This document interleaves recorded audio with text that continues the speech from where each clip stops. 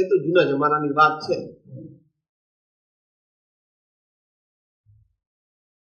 આત્મસિદ્ધિમાં તું બોલે છે ભાઈ, દશાન એવી જ્યાં સુધી જીવ લહે નહીં યોગ, મોક્ષ માર્ગ પામે નહીં, મટે ન અંતરનો.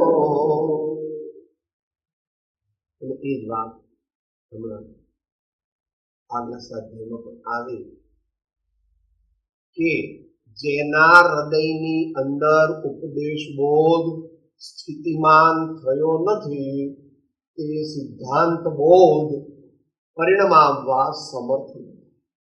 તેને માટે સ્વાધ્યાય એટલે કે સાહેબ ગયા હતા જરા કંઈક સાંભળી જાય. કે શું સાંભળ્યું એવું કંઈ ખબર નથી, ગયા જરા મજા. એ કંઈ કલ્યાણનો માર્ગ નથી.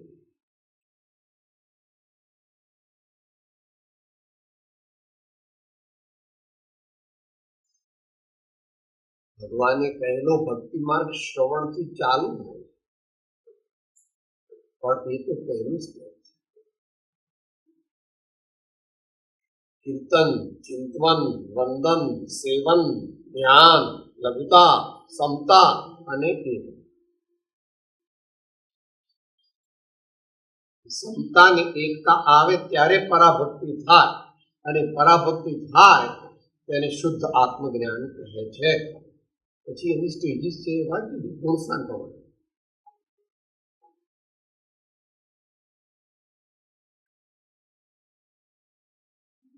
ભગવાનનો માર્ગ એટલે ભગવાનની શૈલી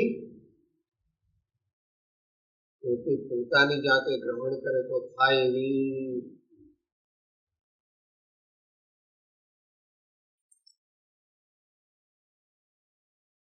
અધ્યાત્મ શાસ્ત્રમાં મુનિ મહારાજને સમયસારમાં એમ કીધું કે પ્રતિક્રમણ બંધ કરી દો, પ્રતિક્રમણ છોડી દો. એમ વિસ્તાર કે પ્રતિક્રમણ અને અપ્રતિક્રમણથી પાર એવા શુદ્ધ ચૈતન્યનો લક્ષ્ય અને એનો અનુભવ કરવા માટે પ્રતિક્રમણનો પાઠ બોલવો બંધ કરો અને તેના વિકલ્પો જે છે એને પણ ઉપશમાવો, ઓછા કરો, અને એ સહજ જ્ઞાનાનંદ સ્વભાવ છે એની અંદર સ્થિર.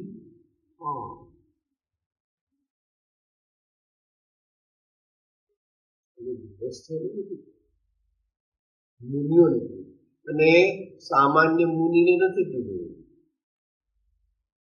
શુદ્ધોપયોગી મુનિને કીધું. અને છઠ્ઠા ગુણસ્થાન વાળા મુનિને નથી કીધું, સાતમા ગુણસ્થાન વાળા મુનિને, એટલે જે સાતમા પ્રત્યે જઈ રહ્યો છે તો જેની જવાની ક્ષમતા છે એને કહે છે સ્ટોપ ઇટ.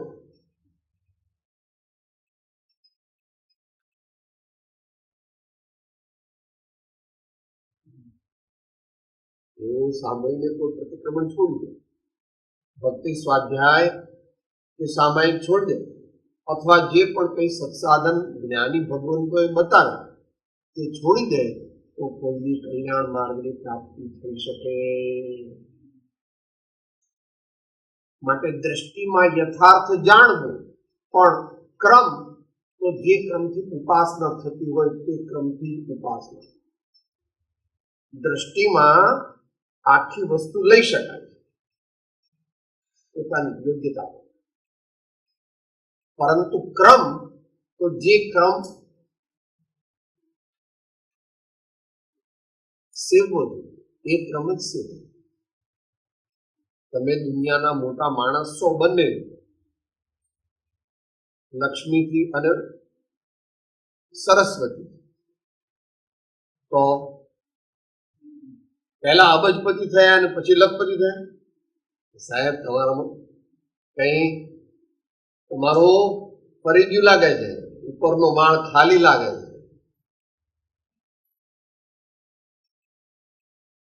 હજારો થયા, પછી લાખ, 2 લાખ, 5 લાખ થયા, પછી લાખો થયા, ઘણા લાખ થયા, પછી કરોડ થયો, પછી કરોડ. દુનિયાની વાત ચાલે. પતિ કોઈનો પતિ નથી. કરોડપતિ રોડપતિ થઈ જાય ગમે ત્યારે. આ તો આપણે દ્રષ્ટાંતથી સમજવું. એ જ પ્રમાણે તમે અત્યારે 5 ફોલ્ડ ગ્રેજ્યુએટ છો, MA PhD DLit FCA. સ્કૂલમાં ગયા હતા કે નહીં સાહેબ? હું તો બાળ મંદિરમાં ગયો હતો. એમ કરવું હતું આ બધી ડિગ્રી પાસ કરીને પછી હવે બાળ મંદિરમાં જાઓ. સાહેબ તમારે કઈ અક્કલ છે કે નહીં? બધી ડિગ્રી પ્રાપ્ત થઈ જાય તો બાળ મંદિરમાં જવાની જરૂર કઠિન છે. બુદ્ધિ દ્વારા ભગવાનની વાત બેસતી નથી અને બેસવાની પણ નથી.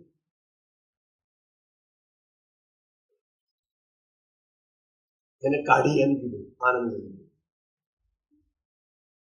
મિથ્યામતી અપરાધ જાણી ઘરથી બહાર કરે.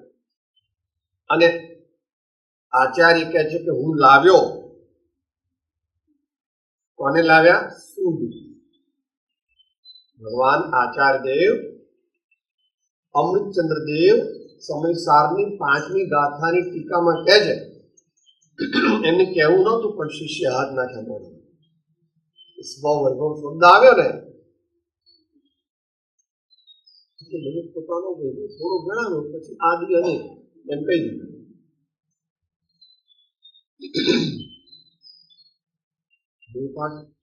એટલો ભાગ એ છે, સમસ્ત વિપક્ષ ક્ષોધ ક્ષમ અતિ નિસ્તુષ યુક્તિ અવલંબન જન્મા. સર્વ પ્રકારના કુવિકલ્પો અને કુવિચારોને તોડવામાં સમર્થ એવી નિષ્પાપ નિસ્તુષ પવિત્ર સુયુક્તિનું મેં અવલંબન લીધું. તે મારા આત્માનો વૈભવ પ્રગટ થવાનું કારણ. એટલી સુયુક્તિથી આત્મા ન મળે.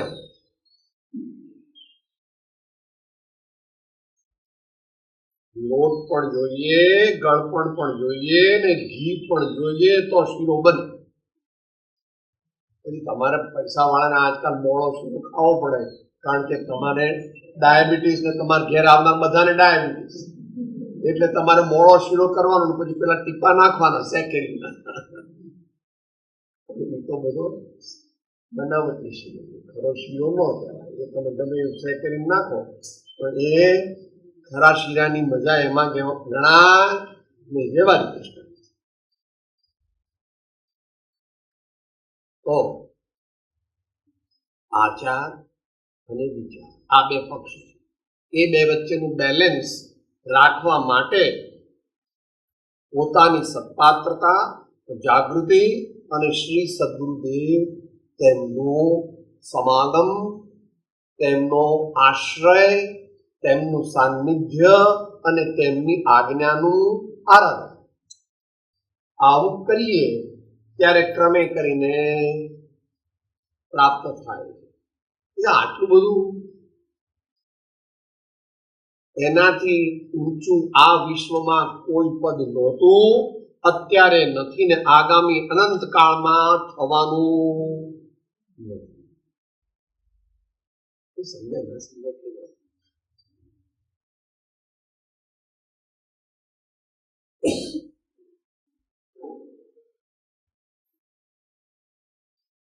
જ્ઞાની પુરુષો મોક્ષ માર્ગ પ્રત્યે કેમ મળે? કયા આશયથી મળે? કોઈ બીક નહોતી એમને, કોઈ દુઃખ નહોતું એમને. શાશ્વત આનંદ ક્યાંથી મળે? શાશ્વત આનંદ કેવી રીતે પ્રાપ્ત થાય? એવી વિચારણામાંથી મહાપુરુષોના અલૌકિક વ્યક્તિત્વ તેનો ઉદય થયો.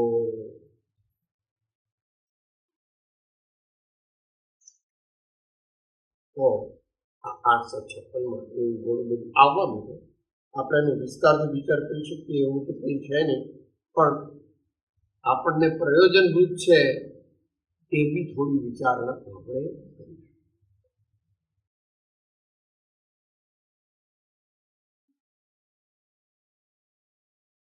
ત્યાંથી લખાયેલો પત્ર છે ઈડર, માક્ષર વદ ચોથ, શનિ 1955.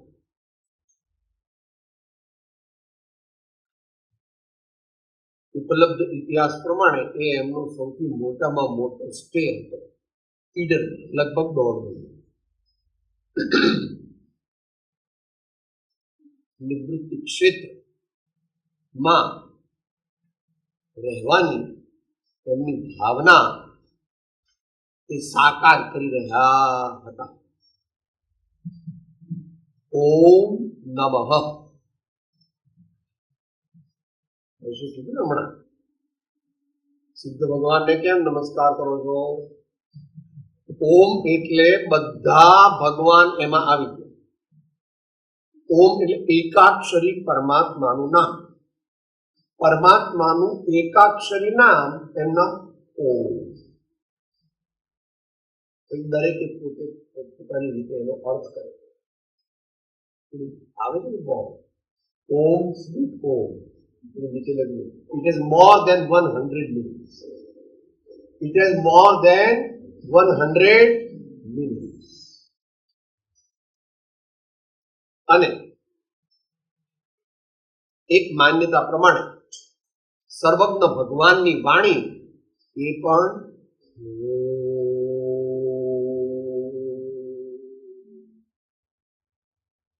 એ પ્રકારે પ્રવહે છે. એ પ્રકારે પ્રવહે. પ્રવહે કેમ કહો છો કે ભગવાનની વાણી અહીંથી નથી નીકળતી? આ કશું હલ્યા વિના એમના પ્રદેશે પ્રદેશેથી નીકળે. પણ અત્યારે એ વાત આપણો વિષય નથી.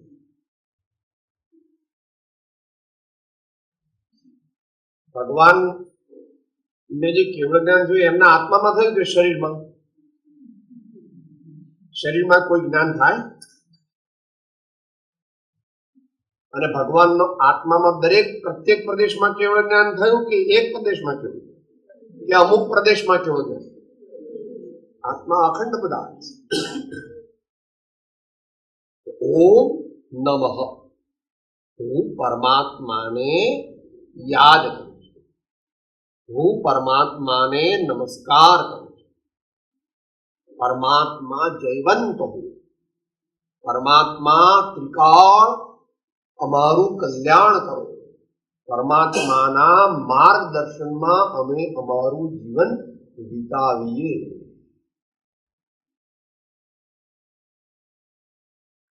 ધર્મ પ્રાપ્ત કરવો હોય તો જૈન પરંપરામાં નમો અર્યંતાને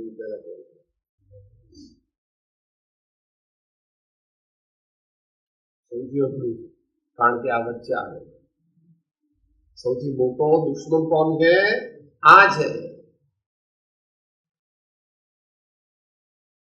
મને એવું કે ફાવે હું આવું ખરો, હું કોઈને નમસ્કાર કરતો. કોણે કીધું હતું? ઝવેરી, ઉત્તર સંડાવાળા. શું નામ એમનું? હીરાલાલ ઝવેરી. પેરિસમાં રહેતા હતા અને એમના મિત્ર ત્યાં આવ્યા મુંબઈ. એ વખતે પછી મુંબઈ ખબર પડી કે એમના મિત્ર તો પૂના ગયા છે, એટલે પૂના આવ્યા. એમના મિત્ર નાટક એટલે પોતાના મિત્રને મળવા આવે. મિત્રને મળવા આવ્યા તો થોડી વારમાં કહે છે ભાઈ મને તો સત્સંગનો ટાઈમ થઈ ગયો, હું તો સત્સંગ ભક્તિ માટે જવું. વિચાર આપણે વળી સત્સંગ ને બત્સંગ ને આ ભક્તિ ને એ બધું તો અભણ ને ગરીબ લોકોને માટે છે. આપણે વળી આવું બધું શું કરવાનું? પણ મારે તો જવું જ પડે એવું છે. એટલે એમ કરતું બેસવું હોય તો તને બધી સગવડ કરી આપું, પણ તારે મારી સાથે આવવું હોય તો આવ. પણ જો હું આવું તો ખરો, હું ત્યાં બાવા બાવાને કઈ પગે બગે લાગુ અને મારા માટે ત્યાં સોફો ગોઠવવો પડે તો હું તને કંપની આપવા માટે આવું. સારું આવવા તો હવે એ તો વ્યવસ્થા ફોન કરી દીધો ભાઈ એક દૂરમાં જરાક એક સોફો મૂકજો. એટલે એ તો શા માટે ગયા હતા? મિત્રને કંપની આપવા માટે. એ કઈ ભક્તિ સત્સંગ માટે ગયા તો ભવિષ્ય કેવા જીવોનું કેવું હોય છે એ લાંબુ નથી કહેતો. ત્યાં ગયા અને પછી ભક્તિ ચાલતી ઘણી લાંબી ચાલી અને પછી એ ભક્તિના અંતમાં કોઈને પગે નહોતા લાગતા, એને બદલે એમ ઇતિહાસ મળે છે કે સાષ્ટાંગ દંડવત પ્રણામ કરે લઘુરાજ અને જીવન પરિવર્તન થયું. થોડા વખતમાં પેરિસ બેરિસની દુકાન બંધ કરી દીધી. બધું આવીને અગાસ રહે.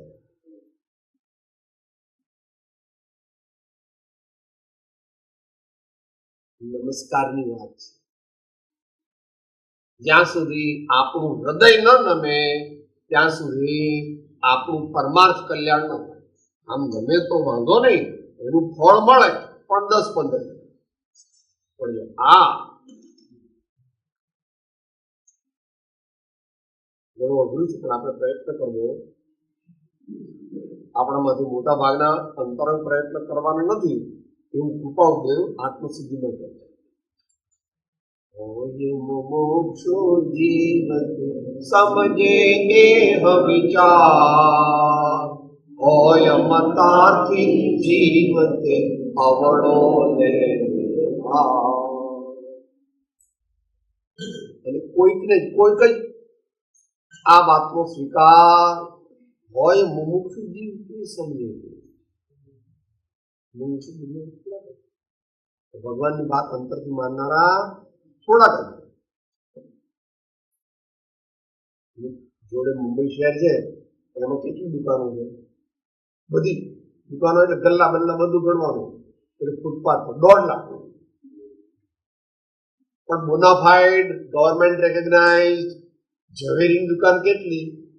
8-10.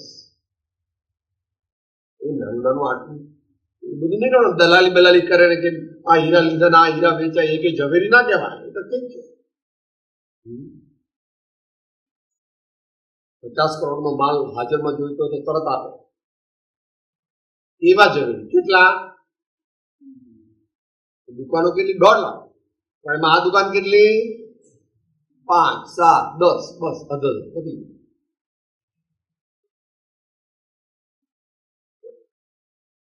પરમાત્મા પ્રત્યે પ્રેમ કરવો, સદગુરુ પ્રત્યે પ્રેમ કરવો, ધર્મ પ્રત્યે પ્રેમ કરવો, એના માધ્યમથી આત્મા પ્રત્યે પ્રેમ કરવો,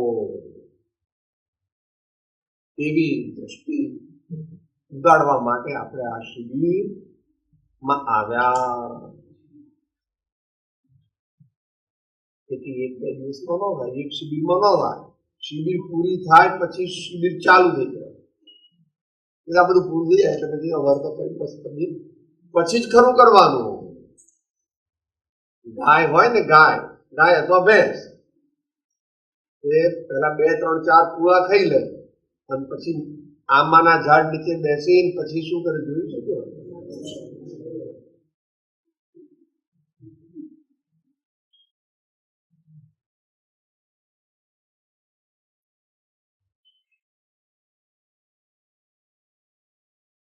આપણે પણ ભગવાનનો જ્ઞાની પુરુષનો બોધ આપણા જીવનમાં અપનાવવાનો. પત્ર સુખલાલજી વગેરે, એટલે આ સુખલાલજી એટલે આ તો મુમુક્ષુ વગેરે મુમુક્ષુઓને લખાયેલો આ પત્ર છે. વિરમગામ ખાતે લખાયેલો, ઈડરથી વિરમગામ ખાતે લખાયેલો છે. ઊંચી કક્ષાનો છે. એનું બીજું નામ પણ આપ્યું છે. સામાન્ય પરિશિષ્ટ બધા આગળ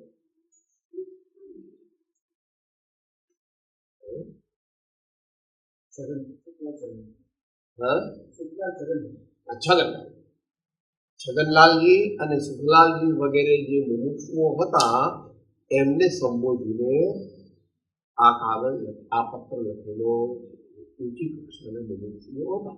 ભલે અંબાલાલભાઈ કે સૌભાગભાઈને ન પહોંચે, પણ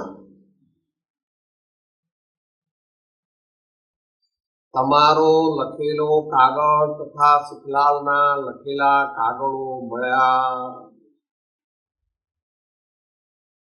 જગન્નાથભાઈને અને સુખલાલભાઈને એમ કહેલું છે કાગળ એ તમારા લખેલા પત્રે મળેલા. પત્રે સમાગમ હાલ થવો અશક્ય છે. સ્થિતિ પણ વિશેષનો હવે સંભવ જણાતો નથી. એ ભાઈઓએ પૂછાવ્યું હશે કે જો આપને અનુકૂળ હોય તો અમે ઈડર આપનો સમાગમ કરવા માટે, પણ સમય થઈ જવા આવ્યો હશે અથવા જે પણ કારણ હોય તે કારણથી કહે છે કે સમાગમ હાલ થવો અશક્ય છે, એટલે સંભવ નથી, અસંભવ છે. સ્થિતિ પણ વિશેષનો હવે સંભવ જણાતો, એટલે ક્ષેત્ર સંબંધી સ્થિતિ એવો અર્થ કરવો કે હવે થોડા દિવસમાં અમે ઈડરથી અન્યત્ર જવાના છીએ. એ જમાનામાં આવી બધી સગવડ નહોતી. હજુ 73-74 અમે જ્યારે શ્રી વર્ણીજી મહારાજને સાથે ઈડર આવ્યા ત્યારે બસ આખા દિવસમાં એકાદ બસ જતી અથવા નહોતી જતી. એટલે ઈડર કેવી રીતે જવું પડે? અમદાવાદ સ્ટેશને જવું પડે અને 4 થી 5 કલાક ઈડર પહોંચતા લાગે. રિક્ષાઓ નહોતી અથવા એકાદ હોય એટલે ઘોડા ગાડીમાં જવું પડે. એ તો મહારાજ તો કઈ વાપરે નહીં. એટલે ઈડર સ્ટેશન ઉતરી અને ઘંટિયાપાડ જવું હોય તો લગભગ 5 કિલોમીટર ચાલવું પડે. પહેલા ચાલવું પડે પછી ચડવું પડે. એ જમાનાની વાત હોય તો આ જમાનામાં તો છગનલાલભાઈ ને બધા નીકળે, સુખલાલભાઈ ને, અને વિરમગામથી નીકળે અને ઈડર પહોંચે એમાં 2-3 દિવસ નીકળી જાય અને પોતાને કદાચ નક્કી થઈ ગયું હશે કે અહીંથી પ્રસ્થાન કરવાનું. તમને જે સમાધાન વિશેષની જિજ્ઞાસા છે તે કોઈ એક નિવૃત્તિ યોગ સમાગમમાં પ્રાપ્ત થવા યોગ્ય.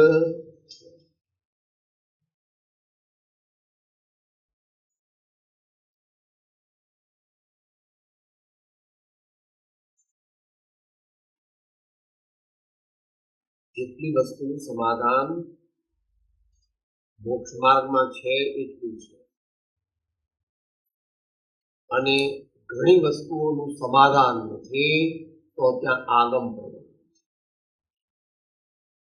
સુયુક્તિ ત્યાં પહોંચી શકતી નથી. સદગુરુની બુદ્ધિ પણ ત્યાં પહોંચી શકતી નથી અને સ્વાનુભવ તો થયો નથી. એટલું જ નહીં, તીર્થંકર ભગવાન હોય તો પણ સર્વ વસ્તુઓનું સર્વ પ્રકારે સમાધાન કરી શકે નહીં. કારણ કે તમને લાગે સાહેબ આ તો તીર્થંકર ભગવાનનું અપમાન કરો છો, કે ના, એ ભગવાને જ એવું કીધું છે કે સ્યાત કથંચિત અવક્તવ્યમ, સ્યાત કથંચિત અવક્તવ્યમ. એવું છે કે નહીં? સર્વજ્ઞે વિષ્ણુ નામ કહી શક્યા નહીં પણ તે છે ભગવાનનો. તે સ્વરૂપને અન્ય વાણી તે શું કહે? અનુભવ ગોચર માત્ર રહ્યો તે જ્ઞાનનો. અપૂર્વ અવસર એવો યાદે આવશે.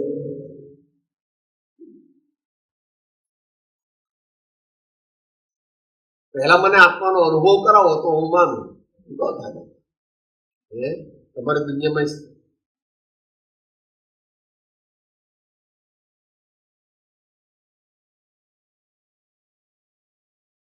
તમારી દીકરી સાથે હું 2-3 વર્ષ રહું અને પછી નક્કી કરું કે એન્ગેજમેન્ટ કરવા કે ન. એવી તમારી દુનિયામાં વ્યવસ્થા નથી. શિષ્ટ સમાજની અંદર એવી વ્યવસ્થા કે પહેલા તો કોઈ વાતચીત કરે, પહેલા મા બાપ વાતચીત કરે, બધું લાંબુ છે. એમાં કંઈ કહેવાની કોઈને જરૂર નથી. પહેલા આત્માનો અનુભવ ન થાય એ કેવી રીતે પૂછ્યું તો કહી દઈએ, તું જાણે જ છે, યાદ કર. સદગુરુ ચરણ ને ત્યાગી તૈ જપ પામે તે પરમાર્થ ને નિજ પદ નો ક્રમિક માર્ગ.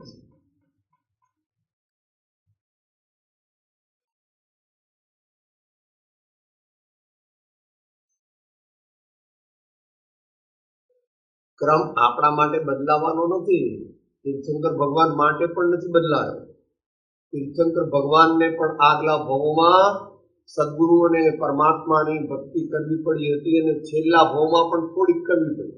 દીક્ષા લેતા પહેલા વાત આવી હતી. દીક્ષા લેતા પહેલા સીધી દીક્ષા લઈ શકે તીર્થંકર? ન લઈ શકે. ઓમ નમઃ સિદ્ધેય, ઓમ નમઃ સિદ્ધેય. સિદ્ધ ભગવાનને નમસ્કાર કર્યા વગર તીર્થંકર ભગવાન મુનિ, એ તો મુનિ નથી થયા, મહારાજા છે, સમ્રાટ છે, ચક્રવર્તી છે. પણ એમને પહેલા વનમાં ગયા અને પોતાના મુગટ ને બધું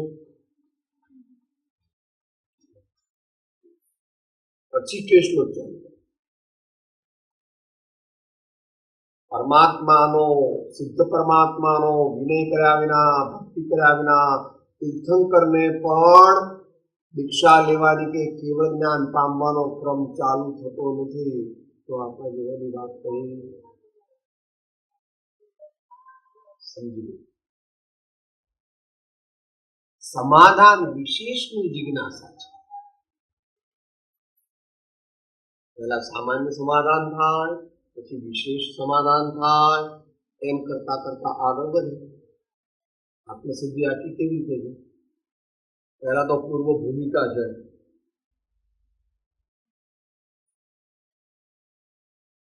ચાલીસ ગાથા સુધી, પછી 2 ગાથામાં શું કહેવાના છે એનું કથન છે. પછી પહેલું પદ, બીજું પદ, ત્રીજું પદ, ચોથું પદ, 5મું પદ ને 6થું પદ. આટલું બધું લાંબુ કર્યા સીધો જ મોક્ષનો ઉપાય બતાવી દેવો હતો. આટલું બધું લાંબુ લક્ષિંદર શા માટે કર્યું?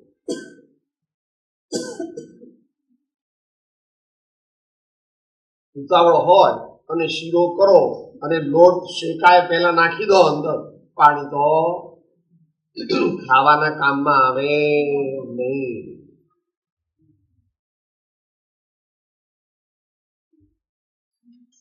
આત્મજ્ઞાનાદ ભવતિ યમિનામ આત્મલબ્ધિ ક્રમે.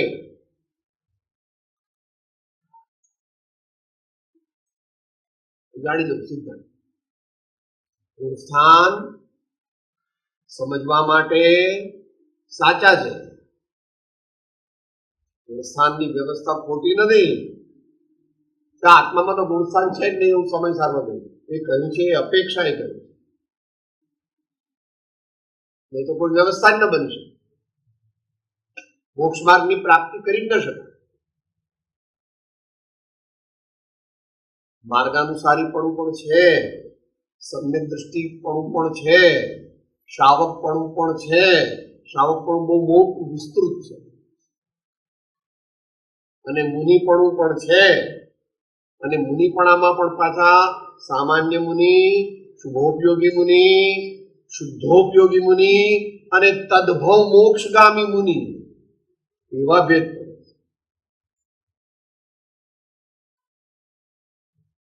બધા જ્ઞાની સરખા નથી, બધા જ્ઞાની સરખા નથી. આત્મજ્ઞાન પ્રાપ્ત થયું હોય એ અપેક્ષાએ બધા જ્ઞાની સરખા, બધા જ્ઞાની કઈ સરખા નથી. એ પ્રમાણે ક્રમ સ્વીકાર. સમાધાન વિશેષ એ તો પ્રત્યક્ષમાં જ થઈ શકે. સામાન્યપણે આપણે ગઈકાલે વાત આપી દીધી, શ્રી નવ તત્વની વિચારણા કરી હતી. જે તત્વ છે એને જાણવા અને છોડવા, પરિચય. જ્ઞેય તત્વ છે એને મધ્યસ્થપણે જાણવા, અને ઉપાદેય છે એનો પરિચય કરવો, એને આત્મસાત કરવો. એમ જ્યારે કરીએ ત્યારે ધીમે ધીમે ધીમે ધીમે તત્વની પ્રાપ્તિ થાય. ત્યાં તો બહુ અઘરું છે.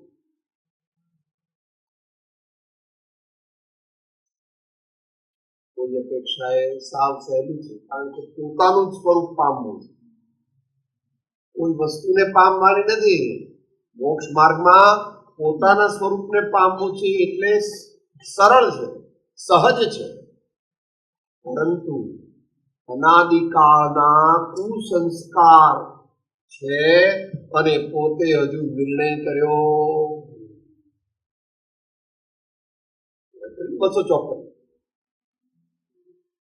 મોટા મુમુક્ષુને માટે પણ કહ્યું. કોને લખાયો છે? ત્રિભુવનદાસ આદિ ખંભાતના ઉત્તમ મુમુક્ષુઓને પત્ર લખાયો છે. તો આપણે ઘણું બધું કીધું. અને છેલ્લે સચ્ચિદ આદિ જેને છોડ્યા છે, ઘટાડે છે, એને 3 કારણ વચ્ચે હજુ નડે છે. આ લોકની અલ્પ પણ શુભેચ્છા, પરમ વિનયની ઓછાઈ અને પદાર્થનો અનિર્ણય. એટલે મારે ધર્મ કરવો એવું કઈ નહીં, થાય તો કરવાનો. જે દિવસ ટાઈમ નહીં મળે દિવસ નહીં કરવાનો.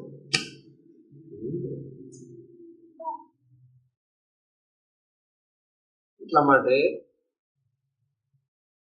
ગૃહસ્થ અવસ્થા તે શ્રેષ્ઠ અવસ્થા નથી. આત્મત્વ પ્રાપ્તિ માટે ગૃહસ્થ અવસ્થા એ તો કોમ્પ્રોમાઇઝ, એ કઈ શ્રેષ્ઠ અવસ્થા નથી. 103 માં વાત કરી, બરાબર ને? એટલે વાંચી લેવાનું. પત્રાંક 103 ત્યાંથી જાણી લો. તો સામાન્ય સમાધાન પણ થાય અને વિશેષ સમાધાન. 5 પ્રશ્નો એટલે 5 પદ જાણ્યા પછી છેલ્લું બોલો સાહેબ. વાંચે ઉત્તરથી થયું સમાધાન સર્વા, સમજો મોક્ષ ઉપાય તો ઉદય ઉદય સદભાવ. એટલું ઉચ્ચ કક્ષાનું બોલ. શું કહે છે? સમાધાન સર્વા, બધું મને ખ્યાલમાં આવી જાય. આપણે કહીએ 5 પદ સર્વા હજુ પ્રાપ્તિ નથી થઈ, કારણ કે 6ઠું પદ સાંભળ્યું અને સ્વીકાર્યું નથી. સમજવું મોક્ષ. 6ઠું પદ હવે મને કહો પ્રભુ, કહો. ઉદય ઉદય શબ્દ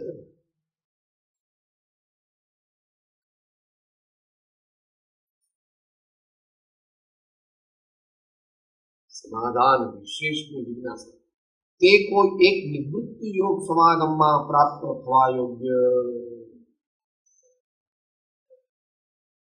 ઊંચું તત્વજ્ઞાન અને ઊંચી આરાધના કરવા માટે આ બધા જે નિવૃત્તિ ક્ષેત્ર વર્તમાનમાં છે, પ્રવૃત્તિ ક્ષેત્રો, એ બધા બહુ અનુકૂળ નથી. થોડું કોન્ટ્રાડિક્શન અને થોડી સોરોફુલ સ્ટેટસ ઓફ એફેર્સ. આપણે મહાવીરના અનુયાયીઓને પ્રવૃત્તિ ક્ષેત્રમાં જ રહેવાનું થયું અને બધા પ્રવૃત્તિ ક્ષેત્રમાં જ રહેવા માંગે. દેશકાળ એવા થયા અને પોતાની રુચિ ને પોતાનું ભવિતવ્ય પણ એવું અને પોતાની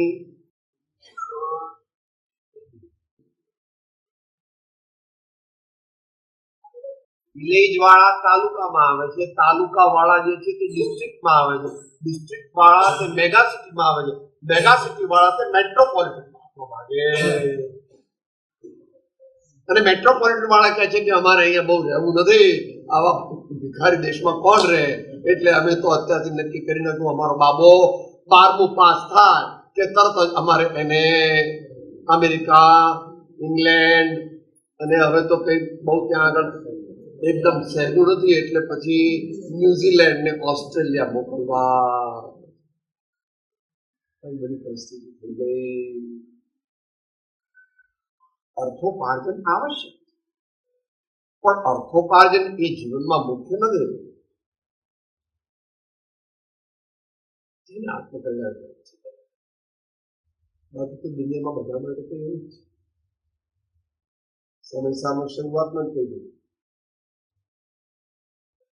શુદ્ધ પરિચિત અનુભૂત સર્વને કામ ભોગ બંધન નીકત પરથી જુદા એકત્વની છે પ્રાપ્તિ કેવળ સુલભના. ઘણો પ્રયત્ન કરીએ તો આત્મા મળે, એ માટે નિશ્ચય કર્યો કે કોઈ નિવૃત્તિ ક્ષેત્રમાં તમે આવશો ત્યારે આપણે એ વાત એને માટે ઉપદેશ નોંધ 15 પણ વાંચ્યું. ઉપદેશ નોંધ 15 એમાં 20 શાસ્ત્રોના નામ લખ્યા છે, પણ પછી આદિ અનેક છે એમ કહ્યું છે, તો ત્યાં પણ 2 શરત મૂકી છે. ઇન્દ્રિય નિગ્રહના અભ્યાસ પૂર્વક નિવૃત્તિ ક્ષેત્રના યોગ. અને ત્યાં સમજી લેવું બાકીનું કે સુપાત્ર જીવને સદગુરુ અનુગ્રહે અથવા સદગુરુના સમાગમે આ શાસ્ત્રો વિશેષ લાભદાયી છે. બીજા બધાને થોડો થોડો લાભ થાય પણ વિશેષ લાભ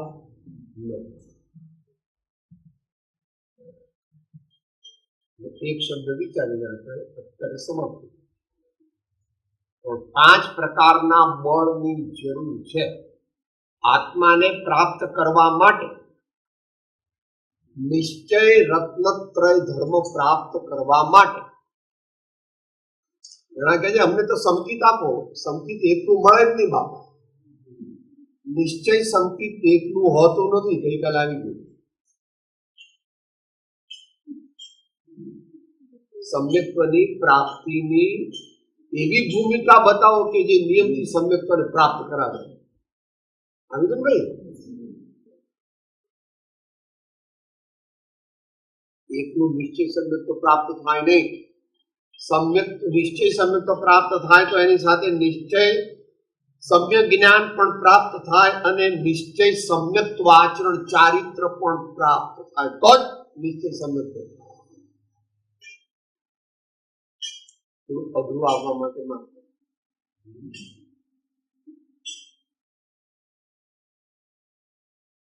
આત્મામાં જે ઘણા બધા ગુણો છે અનંત છે, એ બધા સ્વતંત્ર છે પણ સર્વથા સ્વતંત્ર નથી. સાપેક્ષપણે સ્વતંત્ર છે. ગમે તે ગુણ ગમે તેમ પરિણમે એવી વ્યવસ્થા નથી. એનું આગમ પ્રમાણ આપો તો એક શ્રદ્ધા ગુણ પ્રગટ થાય તો 41 કર્મ પ્રકૃતિનો બંધ થઈ જાય. એ ત્રિકાળ અબાધિત વ્યવસ્થા. કારણ કે કર્ણાનુયુગની વ્યવસ્થામાં દેશકાળ લાગુ પડતા નથી. મારી શ્રદ્ધા પણ પરિણમે તો કૃપાળુ શું એની વ્યાખ્યા કરે છે? સર્વગુણાંશ સર્વગુણાંશ. મારે તો એટલું સંકિત જોઈએ, મારે બીજું કઈ જોઈતું ન મળે બાપા. ભૂલી જા. તારે સંકિત જોઈતું નથી. સર્વગુણાંશ અત્યારે તો નામ બોલી દઈએ પછી એના વિશે વિશેષ વિચારણા યથા સમયે કરીશું. જિજ્ઞાસા બળ, એને માટે જિજ્ઞાસુનું સ્વરૂપ જે આત્મસિદ્ધિમાં કહ્યું 5 એ વિચાર એવા ગુણ મારામાં છે. બરાબર. વિચાર બળ, અહીંયા વિચારનો અર્થ મોક્ષના સંદર્ભમાં શું કરવો? સુવિચાર, સુવિચારણા. વૈરાગ્ય બળ, હમણાં ભાષ્ય પત્ર લીધો હતો. ઉપશમ અને વૈરાગ્ય જેના હૃદયમાં સુસ્થિત ન થયા હોય તેને સિદ્ધાંત બોધ પરિણામ પામી શકે. પામતો નથી એમ નહીં કે સાહેબ અમારા જવાન તો ન થાય, પણ અમારા જવાન તો થાય ને, કે એવું નહીં. પામી શકતો નથી, પામતો નથી એમ નથી. મને ભાઈ આપણને આત્મસિદ્ધિ નથી, પણ અત્યારે લેતા ધ્યાન પર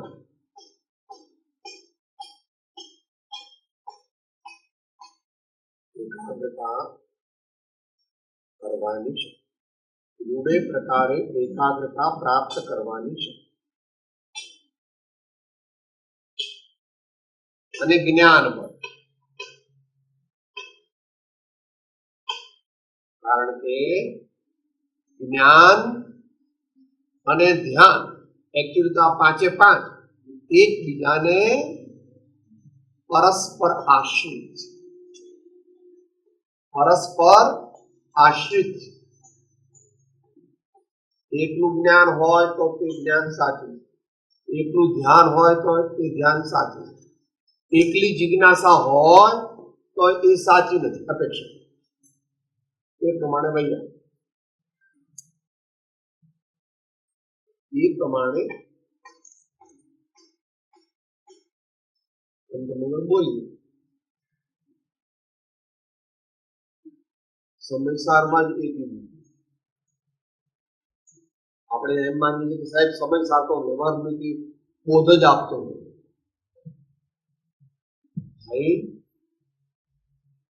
સમયસાર સંભળાવનાર પણ જુદા અને સમયસાર સાંભળનાર પણ જુદા. આત્મકલ્યાણ અર્થે as an intellectual exercise for getting a higher social status or things like that, you may need anything. No, આત્મકલ્યાણ કરવું 268 કે 269, કારણ કે આવૃત્તિમાં ફેર છે. કળશનો નંબર, કળશનો નંબર સ્યાદવાદ કૌશલ સુનિશ્ચલ સંયમાભ્યામ યો ભાવયત્ય હરહ સ્વમિહોપયુક્ત જ્ઞાન ક્રિયાનય પરસ્પર તીવ્ર મૈત્રી પાત્રિકૃત ક્ષયતિ ભૂમિ મીમાંસ એક. માટે જ્ઞાનનય અને વૈરાગ્ય એ બેની તીવ્ર મૈત્રી છે. જ્ઞાન વિના વૈરાગ્ય સાચો ન હોય અને વૈરાગ્ય વિના સાચું જ્ઞાન હોય. આ બેનો જે પોતાના જીવનમાં મેળ કરશે તે આવી ઊંચી દશાને પામશે એવું આચાર્ય કડક. જ્ઞાન ક્રિયાનય પરસ્પર તીવ્ર મૈત્રી પાત્રિકૃત શ્રેયતિ ભૂમિ મીમાંસ.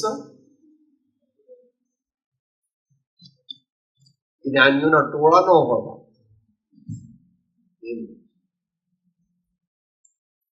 ઘટ ઘટ હીરા નહીં કંચન કાન પહાર, સિંહન કાટોલા નહીં સંત વિરલ સંસાર. સિંહન કાટોલા નહીં સંત વિરલ સંસાર. સદગુરુ પરમ કૃપાળુ લોકનાથ સબ સંતન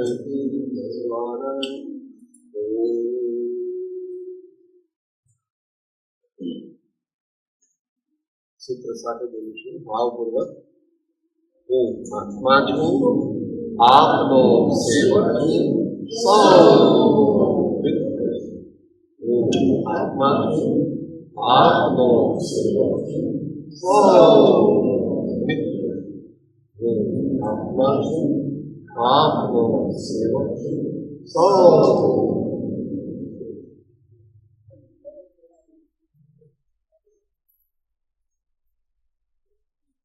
જય સચિદાનંદ, જય સચિદાનંદ, જય સચિદાનંદ.